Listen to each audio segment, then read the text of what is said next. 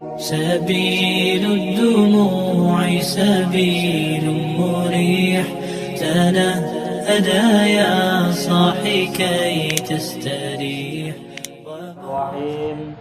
Alhamdulillahi Rabbil Alamin. Wassalatu wassalamu ala ashrafil mursalin Sayyidina wa maulana Muhammadin sallallahu alaihi wasallam wa ala alihi wa sahbihi ajma'in.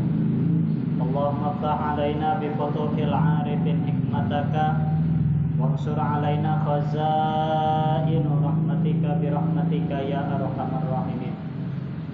Allahumma nawwir qulubana bi nuri hidayatika kama nawwaratal arda bi nuri syamsika abadan abada.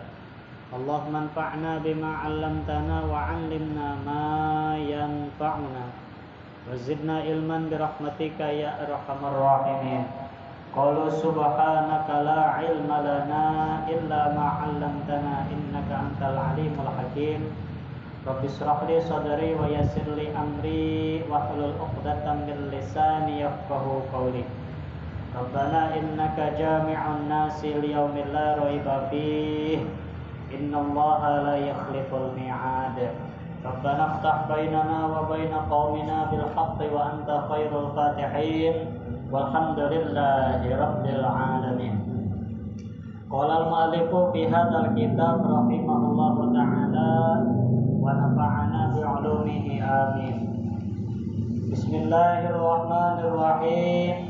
Faslun fi bayani ma la mulamata fi syar'i ala ta'khiris shalah. Ala ta'khiris sholati an waqtiha bisababihi.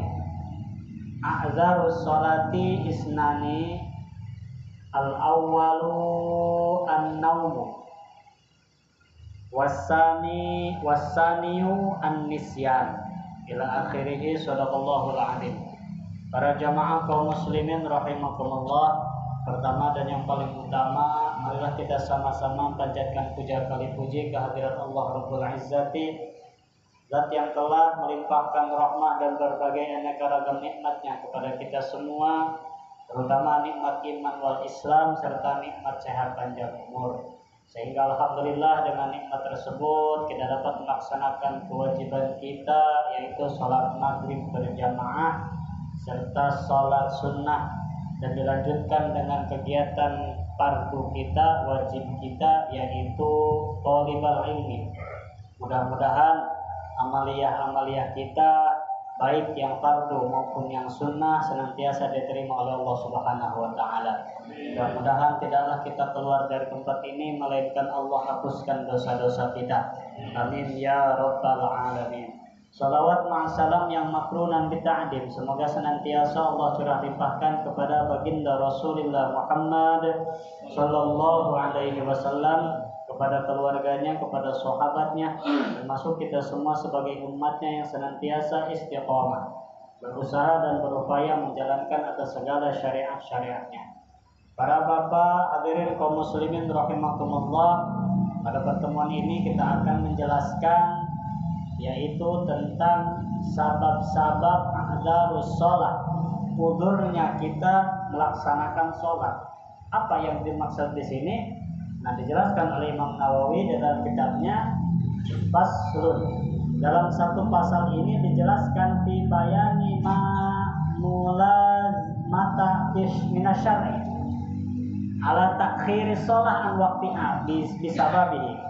Jadi dalam kesempatan pasal ini Imam Nawawi menjelaskan ada perkara yang cacat menurut hukum syara ala takhiri sholat. Kita boleh mengakhirkan sholat kita. Bisa babihi artinya kalau ada sebab kanan, gitu ya. Kita boleh mengakhirkan sholat kita kalau ada sebab. An waktiha, dari waktu yang telah ditentukan. Dohor, asar, maghrib, isya, subuh, itu kan sudah ada waktu. Nah, kata Imam Nawawi ada sebab boleh kita mengakhirkan sholat kita. Ada sebab. Kalau nggak ada sebab, itu nggak boleh. Zur adan, zur tongkrong, waktu, nggak ada urusan. Selama tidak ada udzur syara, harus kita melaksanakan kewajiban kita. Nah, makanya di sini sangat penting-pentingnya kita melaksanakan kewajiban kita. Nyatana sholat 5 waktu. Sebab dulu di zaman Nabi Allah Isa alaihissalam, itu Nabi Allah Isa pernah lewat satu kampung. Lewat di dalam satu kampung tersebut sangat makmur. Segala buah-buahan ada, airnya banyak, burung-burung, hewan-hewan semuanya pada gemuk, Pak. Masyarakat di situ pada makmur, gitu ya. Sehingga itu buah-buahan, itu makanan tidak termakan, saking makmurnya, saking banyak-banyaknya, Pak. Akhirnya setelah keselang berapa hari, Nabi Isa alaihissalam lewat lagi pada satu kampung itu. Tapi apa yang terjadi? Keadaannya sudah berbeda. Yang tadinya subur makmur, desa kampungnya itu subur makmur, segala ada. Hewan-hewan pun bisa bertah di situ karena banyak air, banyak makanan. Tapi setelah lewat lagi Nabi Allah Isa merasa heran. Karena apa? Di satu kampung itu sudah tidak ada lagi air. Tidak ada lagi hewan-hewan yang tadinya suka main di situ karena banyak makanan. Kemarau yang sangat luar biasa, bahkan masyarakat di situ banyak yang meninggal gara-gara mati kelaparan. Di situ Nabi Allah Isa heran, tadarruk kepada Allah, berdoa kepada Allah, ya Rabb, ini sebenarnya apa sih yang terjadi? Kenapa ini sebab kampung kok bisa seperti ini? Dulu nggak seperti ini. Hanya fa'awhallahu ala Isa alaihissalam, maka diberikan wahyu kepada Nabi Allah Isa. Kata Allah, ya Isa, dulu sesudah engkau lewat kepada kampung tersebut, ada satu pemuda, satu orang, katakan dia lewat ke kampung tersebut. Orang itu tidak pernah sholat seumur hidupnya, tidak pernah sholat. Kebetulan itu orang lewat ke satu kampung itu, lewat doang, Pak. Nah, sesudah lewat, mungkin cuaca panas, dia cuci muka di kampung itu.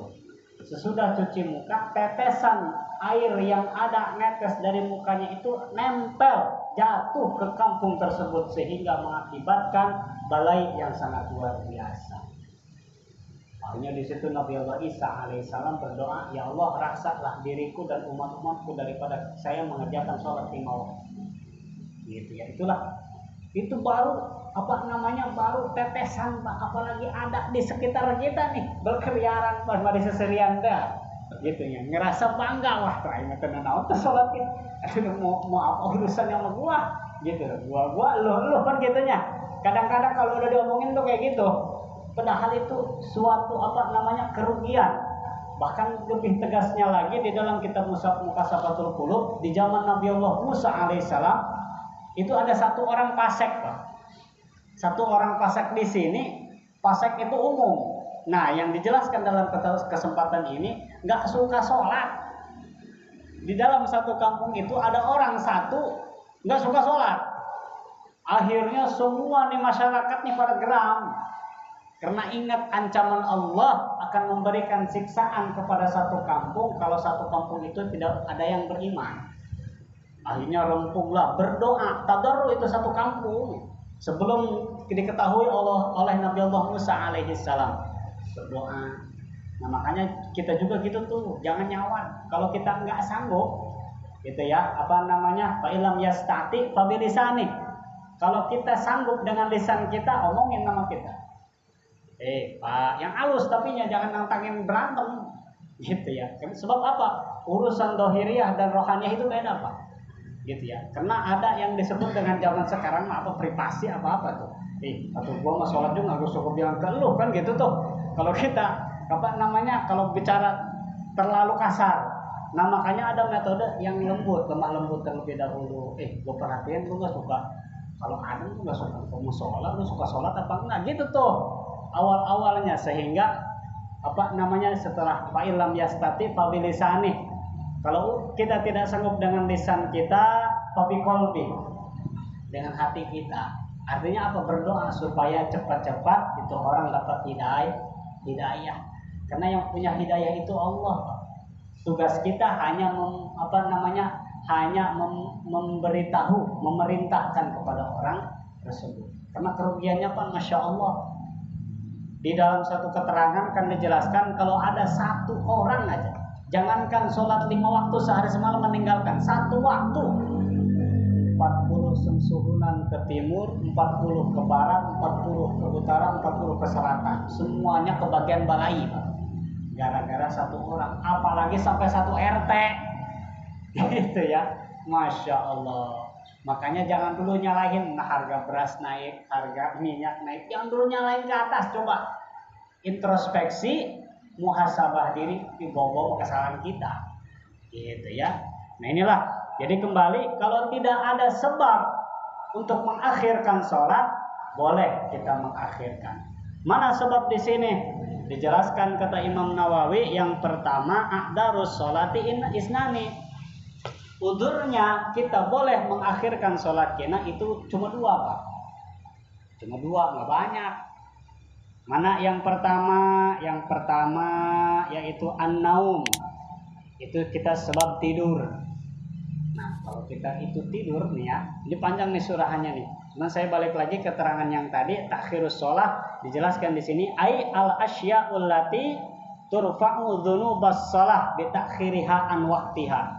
Nah, yang dimaksud a'dzarus sholat, udurnya sholat, kita mengakhirkan sholat kita sebab kang den angkat ing pirang-pirang dosanya sholat.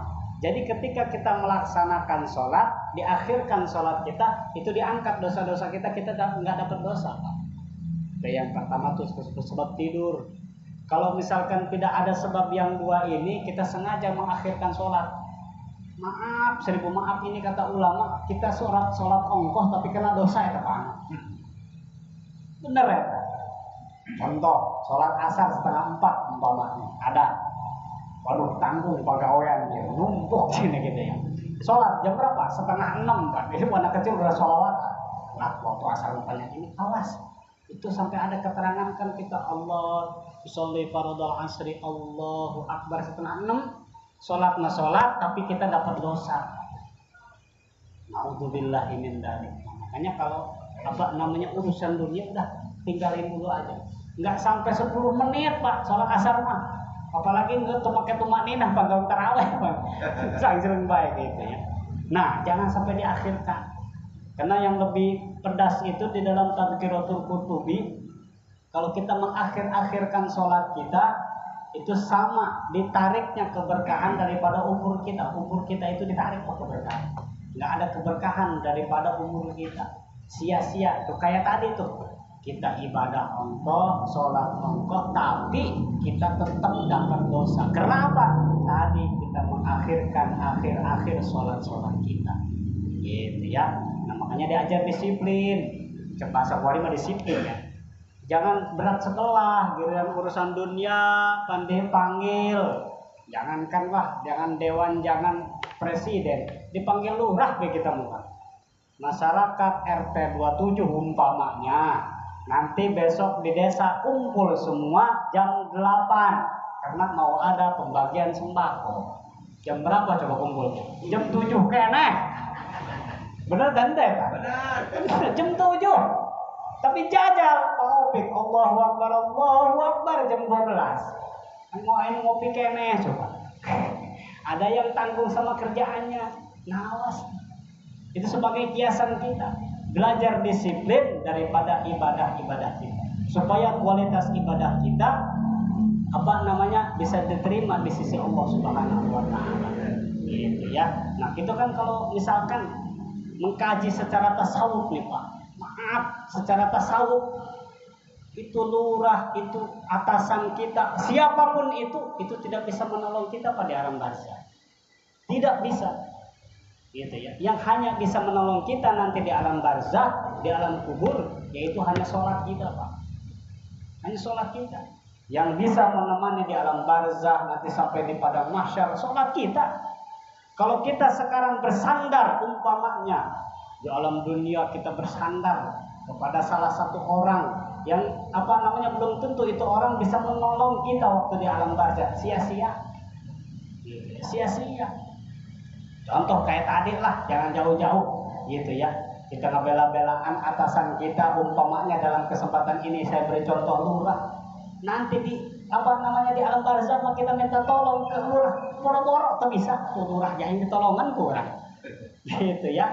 Nah, makanya bersandarlah kepada kualitas ibadah kita, insya Allah itu akan menjadi jaminan yang akan menemani kita nanti di alam barzakh.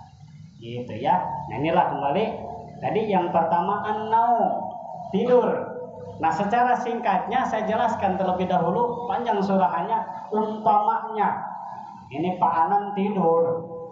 Tidurnya ini memang turu kailulah. Jam berapa? Jam 11 setengah 12 mudhor. Gitu ya, tidur tuh. Yang ngebangunin nggak ada. Yang Pak Anan pun atau ada kebuk merenya hees naita. Yang ada nggak kedenger. Bangun-bangun setengah tilu. Aduh, gimana tuh Pak Ustadz? Nah, gini, fauran. Begitu bangun, astagfirullah, setengah tilu, langsung kacai. Langsung ambil wudhu, langsung sholat. Nah, itu tidak diangkat dosa-dosanya oleh Allah. Sebaliknya Pak, awas. Ini hukum. Kalau udah masuk waktu umpamanya, ngantuk kayak es kalah ya saya tahu. Bangun setengah 3, jam 3 umpamanya hampir asar. Nah, ini yang jadi masalah. Sebab sudah masuk waktu. Kalau tadi belum. Kira-kira jelas tidak? Jelas ya. Nah, makanya kalau waktu ngantuk lagi kesal semua dua belah panen lah. Gitu ya. Jangan tidur. Khawatir tak besok labas kayak. Sampai maghrib kan. Gitu ya. Nah, kalau sebelum waktu kayak tadi an-naum itu diangkat dosa-dosa 3. Makanya kesimpulannya, kalau Bapak enggak mau disuruh sholat oleh Allah, tidur selamanya. Gitu ya, udah tidur aja, tidur ke semua ini kita sholat tepanan, tidur 24 jam gitu kan, HS beda. Mana kalau di perjalanan Pak? HS. Itu mobil. Nah, kalau itu kan musafir, beda gitu ya. Nah, itu ada ada yang dinamakan dengan kosor, nanti beda bab lagi. Nah, kalau di sini ini sedang menjelaskan uzurnya sholat. Nah, itu juga kalau bisa mau telepon ke sopir mau sopir ya Pak. Dan dulu waktu di mana aja mau sholat masjid udah turun, penumpang suruh sholat semua. Sholat dulu besi kain kacai gitu kan. Rada tegas kita sopirnya. Gitu ya. Nah, tapi kalau di sini yang dijelaskan itu tidur umpamanya seperti tadi. Gitu ya. Baik itu yang sebelum waktunya masih jauh maupun yang waktunya itu udah dekat kayak tadi. Turu kailullah dicontohkannya oleh Rasul. Rasul itu jam 11, setengah 12 tidur Pak. Istirahat gitu ya. Tapi sebelum waktu dohor sudah bangun, sudah ambil wudhu, sudah sudah melaksanakan sholat sunnah. Nah, kalau kita terjadi seperti diri kita turu misalkan tidur sebelum waktu, bangun jam setengah 3, jam 3 langsung ambil wudhu, fauron. Jangan dinanti-nanti. Nah, kalau ada keterangan lagi, kalau memang udah masuk waktu asar, gimana Pak Ustadz?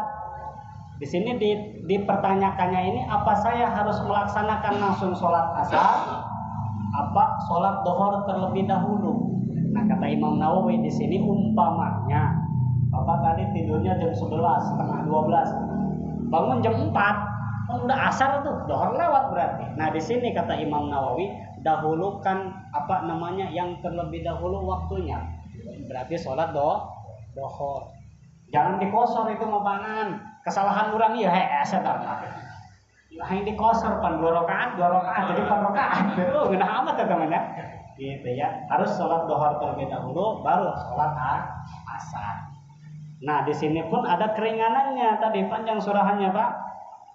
Di sini dijelaskannya untuk sholat subuh. Summa lam annahu idana maqobla dukhulil waqti fafatathu sholatu fala isma alaihi wa in alima annahu yastaghriqul waqtu walau jum'atan ala sahihi. Nah, di sini dijelaskan apabila ini dia tertidurnya itu sebelum masuk waktu liwat, nah dia tidak menerima dosa Pak. Dia tidak kedapatan dosa. Beda dengan yang tadi, kalau udah adan umpamanya adan dohor kan ngeunah ya. Saat tidur siang itu enak tuh Pak, habis dohor itu apalagi sebelum sholat tidur dia. Nah itu tidurnya dia itu sebab sudah mendengarkan masuk waktu dohor, isma'aleh, dia sedikit-sedikit mendapatkan dosa. Gitu ya. Nah makanya dijelaskannya sama seperti sholat subuh tuh. Kalau umpamanya kan itu si bisikan si dasim itu kan apa namanya, kita mendengar ada yang membangunkan tahrim, bahkan sampai mendengarkan adzan, tapi ini mata sari berat deh, ogah gerak. Nah itu sengaja supaya kita mendengarkan yang adzan gitu ya, tapi kita tidak bangun. Nah ketika tidak bangun terus makin siang ikut itu mendapatkan dosa. Makanya di sini kan sampai dijelaskan yurisul faqro, orang yang sengaja-ngaja mengakhirkan sholatnya, yurisul faqro, mewarisi kemiskinan. Gitu ya, nah, yurisul faqro. Makanya dilawan tuh. Dan tadi belajar disiplin waktu dan disiplin akidah kita. Fa illam yadhkuril aw tadhkirahu wa lam yaqdir ala fi'lihi lam yakdihi mata tadhkirahu. Nah, di sini apabila kita bangunnya umpamanya seperti tadi, mungkin kita malamnya ngelaksanain sholat tahajud, kebetulan gitu ya, bangun jam 2, wiridan, baca Quran, baca istighfar dan lain sebagainya sampai jam 3, menunggu subuh, masih lama nih katanya orang nih. Main HP, nggak punya HP, TV terbuka gitu ya. Tidur lagi. Nah sampai dia tidak dia tidak bangun, tidak mendengarkan yang adzan, yang tahrim total. Tahu-tahu bangun udah terang jam 8, jam 9. Itu gimana? Dia tidak fala isma alai, dia tidak mendapatkan dosa. Dan juga di sini tidak usah langsung diqadha fauran. Tidak usah kontan juga, tidak jadi masalah untuk orang semacam itu. Tapi kalau untuk sebaliknya gitu ya, tadi itu adzan dia ngedengerin yang tahrim, bahkan kan kalau waktu subuh itu kan di masing-masing musola, di masing-masing majlis, masing-masing masjid itu sengaja pengeras dikerasin supaya yang tidur itu cepat bangun. Ini sholat udah dimulai, gitu. Tapi dia tetap tidak bangun sampai kan datang siang. Kalau itu fauran harus dilaksanakan pada waktu itu juga. Ambil wudhu, langsung laksanakan sholat meskipun jam 6:30, jam 7. Niat baik usolli fardhu subhi rakaataini lillahi ta'ala, Allahu akbar. Gitu ya. Asal jangan di musola gitu omongan subuhnya kesiangan ya. Gitu ya. Nah inilah. Jadi di sini yang pertama udurnya sholat kita itu termasuk udur sholat yang pertama sebab tidur. Ay idza lam yata'adda bihi ay yatajawazil hada falau tayaqqadha min naumihi wa qad baqiya min waqtil fardh ma la yasa'u illa al-wudu'a aw ba'dahu fala yajibu qada'uha. Nah, jadi di sini meskipun tadi itu mepet-mepet waktu. Mepet-mepet waktu gimana? Kita tadi tidurnya dari jam 11. Gitu ya, dari jam 11 bangun mepet waktu asar jam berapa? Jam 3:30 kurang. Bangun baru juga mau wudhu, baru setengahnya wudhu adzan asar. Gitu ya. Nah, itu tidak wajib kita diniatkan qadha waktu dohor kita itu. Jadi sah-sah saja ketika kita niatnya melaksanakan sholat dohor di waktu asar. Gitu ya, di waktu asar kita niatnya dohor terlebih dahulu, usolli fardhu dhuhri arba'a raka'atin mustaqim berarti lillahi ta'ala, Allahu akbar. Tapi kalau di luar daripada itu wajib menggunakan qadha. Makanya di sini kan di dalam niat itu ada yang dinamakan dengan adaan makmuman, adaan imaman lillahi ta'ala. Itu apa sih adaan? Adaan itu waktu yang kita ada, yang kita di situ yang melaksanakannya. Dan lagi kalau udah dienas niat ada, itu pasti ada qadha di sana. Luar daripada ada itu tidak ada qadha, seperti sholat Jumat. Kalau sholat Jumat jangan pakai adaan, Mbak. sebab dia tidak bisa menggunakan qada. Jangan usolli fardhu jum'ati rakaataini mustaqbilal qiblati adaan misalnya. Itu kan ngaji ya tahu. Gitu ya, jangan pakai adaan. Sebab Jumat itu tidak bisa diqada. Nah, kata itu walau Jumatan, meskipun Jumat tidak usah diqada. Nah, masalah Jumat ini panjang, Pak. Nah, kalau kita kebetulan seperti tadi tuh memang kita tertidur. Kebetulan hari Jumat tertidur di jam 11, jam 10 umpamanya waktu masih panjang. Jam 10 kenapa tak bangun-bangun jam 1 yang di masjid belum pada bubar. Nah, udah kita mah jangan diniatan kodoknya kode Jumat, bukan kodok waktu duhur. Gitu ya. Nah, makanya di situ ada ihtiyat, ada sesudah wiridan Jumatan itu ada yang dinamakan dengan musabihat, dilanjutkan dengan sholat dohor, gitu ya. Nah, itu sholat dohor itu ihtiyat, Pak, berhati-hati, kehati-hatian kita karena ngejaga kita rumasa sholat, kualitas sholat kita itu masih jauh. Takutnya kita melaksanakan sholat Jumat ini jauh daripada kata sempurna. Kenapa? Kan yang seharusnya rakaat sehari semalam itu ada berapa? 17 rakaat. Datang Jumat kurang 2 jadi 15 rakaat. Kenapa? Yang 2 rakaat itu diganti dengan 2 khutbah. Takutnya ini pas 2 khutbah ini rukun kita itu acak-acakan.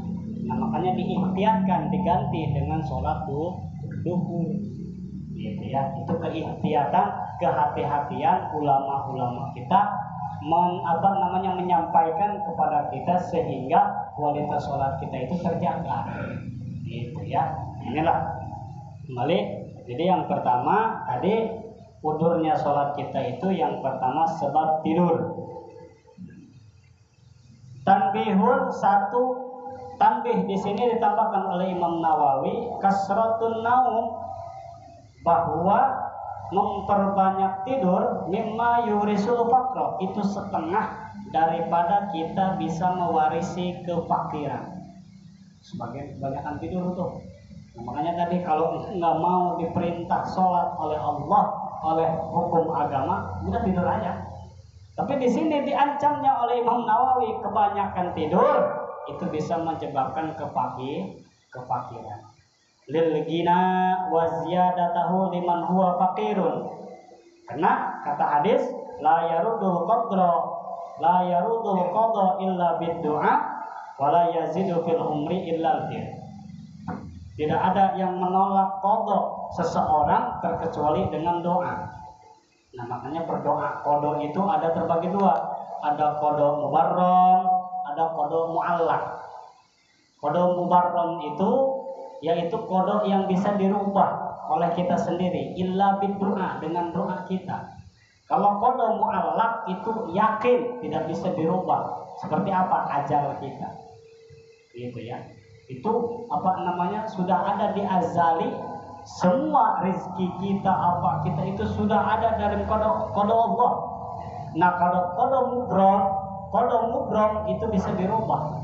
La yarudul qadra illa bid-du'a. Contoh, Bapak ditulis di azali malam ini, malam Selasa, sesudah berjamaah Isya, Bapak jalan mau ke rumah, di tengah jalan di catatan diajari Bapak harus tertabrak dan masuk rumah sakit.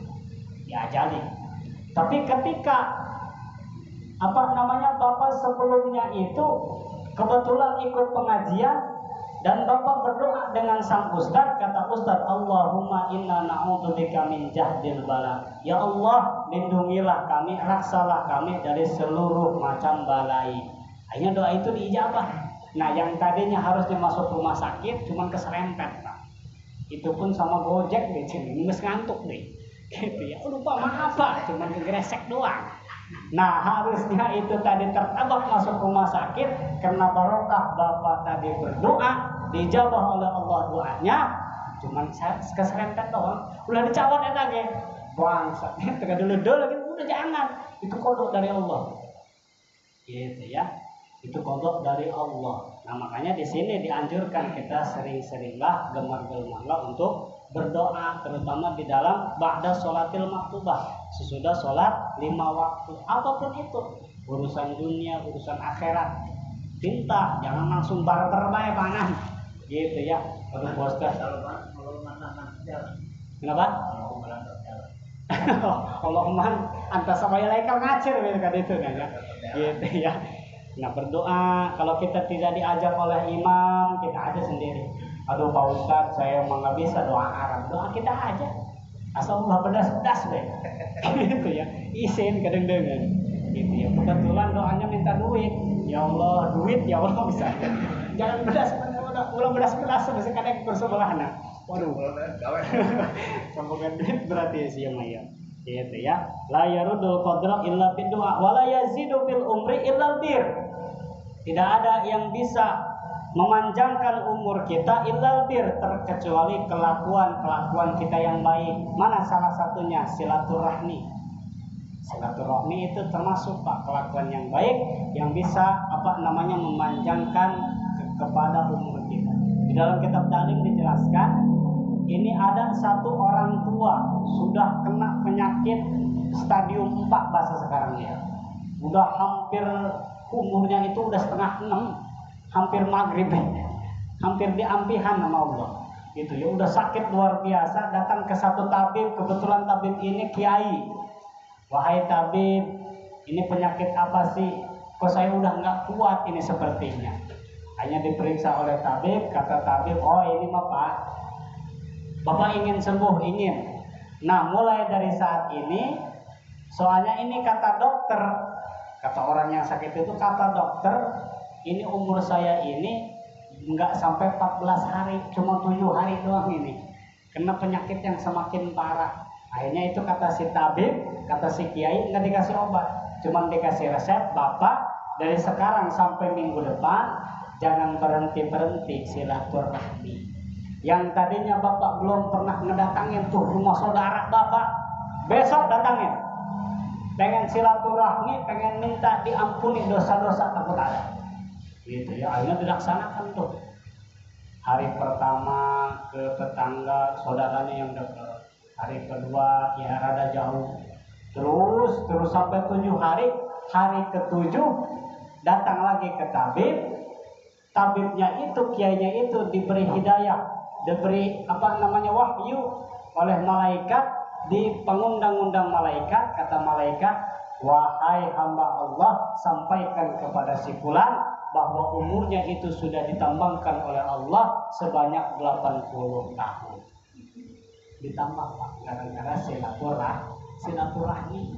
Gitu ya, umur akan ditambah panjang, milik rezeki pun akan ditambah berkah. Nah, makanya salah satu momen silaturahmi, kesempatan silaturahmi itu, jikalau ada undangan yang mengundang kita, baik itu walimah apapun itu, ngundang ke kita, wajib gitu ya, memenuhi undangannya. Kenapa? Nilai silaturahmi Pak.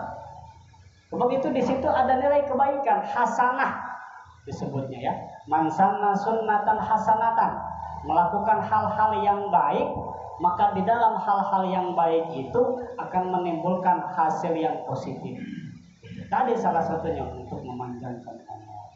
Gitu ya, silaturahmi, memenuhi undangan sohibul walimah, sohibul hajah yang punya rumah. Dan lagi idkhorus surur, yang punya rumah, yang punya sohibul walimah itu merasa senang, merasa bungah dengan kehadiran kita. Itu sudah ditulis 60 rakaat sholat sunnah Pak, lebih baik. Memberikan kesenangan kepada saudara kita yang mukmin daripada sholat sunnah 60 rakaat. Coba 60 rakaat kita mau boro-boro satu malam kan, gitu ya. 2 rakaat aja kehitung kan setahun sekali manfaatnya. 60 rakaat itu lebih baik gitu ya, daripada 60 rakaat kita memberikan kebungahan, memberikan rasa kesenangan kepada saudara-saudara kita. Gitulah. Inilah. Jadi kembali lagi tadi masalah tidur ini ditegaskan oleh Imam Nawawi, memperbanyak tidur itu mimma yurisul faqra, bisa mengakibatkan kita mewarisi kemiskinan. Liyahruma rizqa bidan bi adnabahu khususan al-kidbu. Nah, jadi di sini milik rizki kita dijelaskan lebih sedetil-detilnya oleh Imam Nawawi. Itu sebenarnya rizki kita itu mengalir dari sononya, Pak. Sudah dikasih oleh Allah, tapi liyahrumu terhalang. Oleh apa? Bidan bin adnabahu, oleh dosa-dosa kita terhalang. Karena apa? Milik rizki itu, Pak, jauh sebelum orang tua kita sudah dicatat perkawinan antara ibu dan bapak kita sebelum kita lahir, jauh sebelum kita lahir, milik rizki kita udah dicatat di ajali. Ini si Anu binti A, ini si Anu bin Anu akan diberikan rizki oleh Allah sekian puluh triliun, akan diberikan istri orang Anu, akan diberikan anaknya sekian, dan akan memiliki cucu sekian, umurnya pun sekian. Itu diajari. Udah beres semua urusan, tinggal kitanya liyahrumu rizqo. Ternyata terhalang oleh dosa-dosa kita. Nah, di sini makanya watahawunu khususan al-kidbu.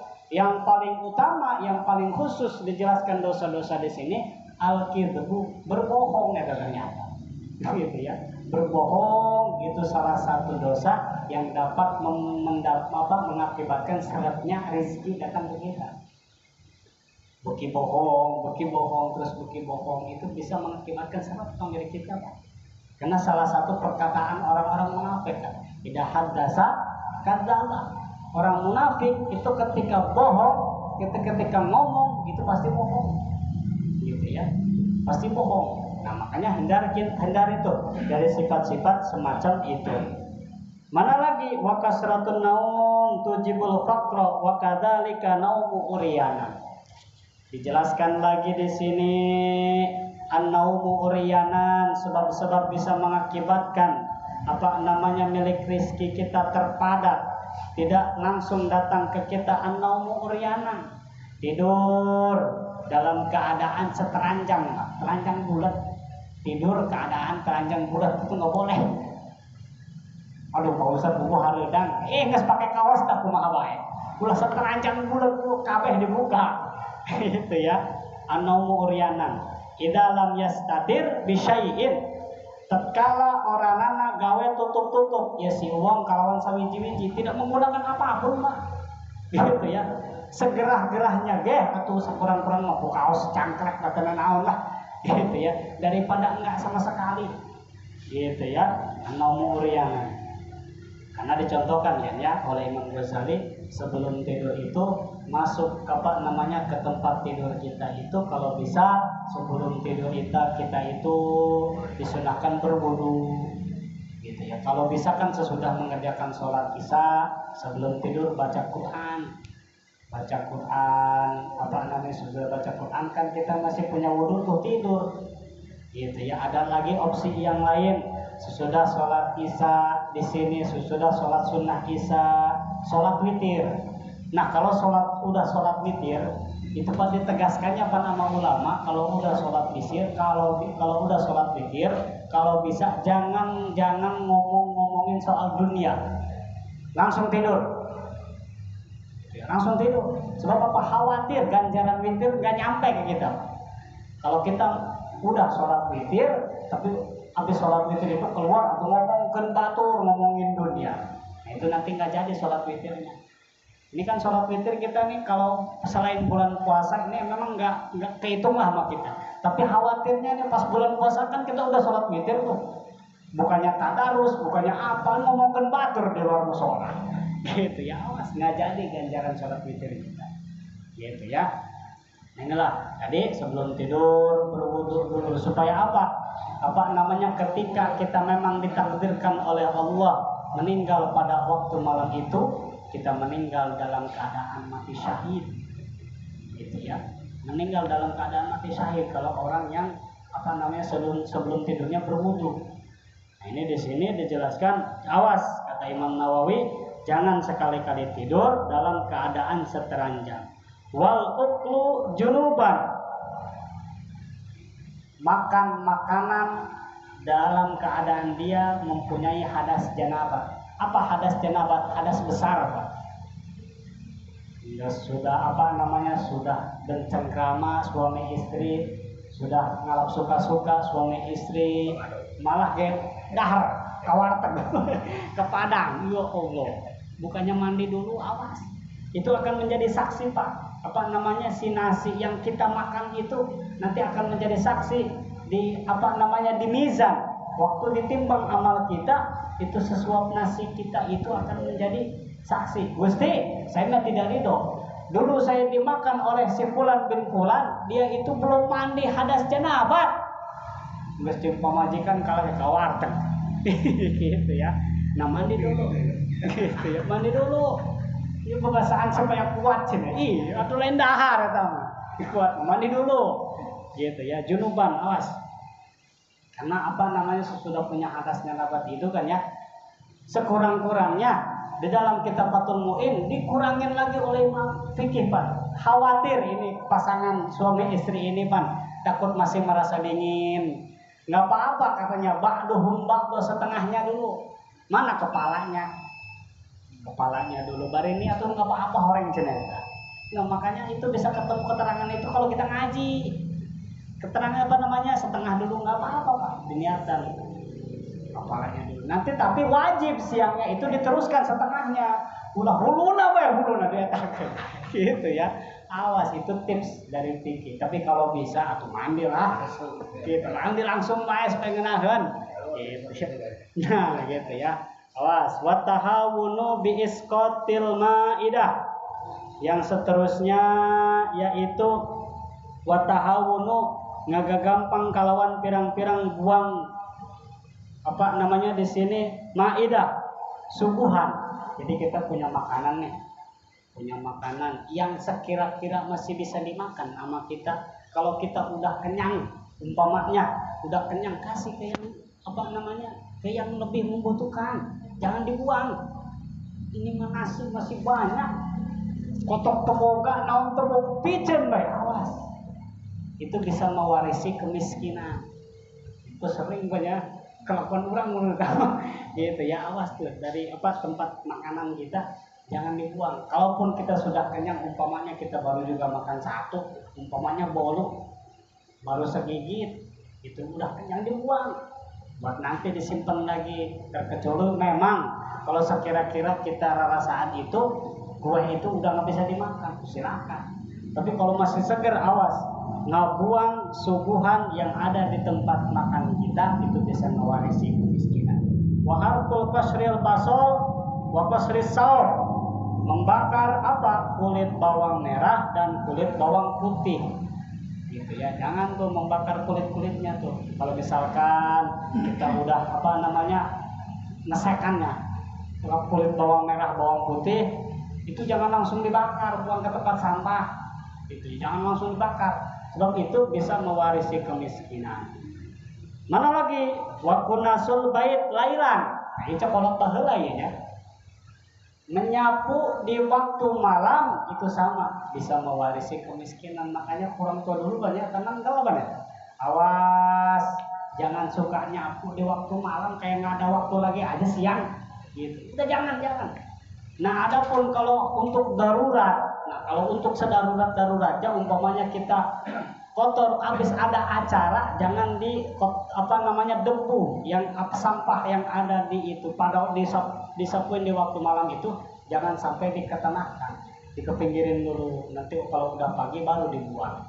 Gitu ya. Itu tata caranya ulama-ulama aslafun saleh supaya memerintah kita supaya kita terhindar dari yastatiru bi syai'in, supaya kita diselamatkan oleh Allah di dunia dan di akhirat. Amin ya rabbal alamin. Maka mudah-mudahan kita semua diberikan ilmu yang bermanfaat. Maka mudah-mudahan kita sudah dipanjangkan umur, diberikan keistiqomahan oleh Allah Subhanahu wa taala. Diberkati umil kitab Al-Fatihah. A'udzubillahi minasyaitonir rajim. Bismillahirrahmanirrahim. Alhamdulillahirabbil alamin.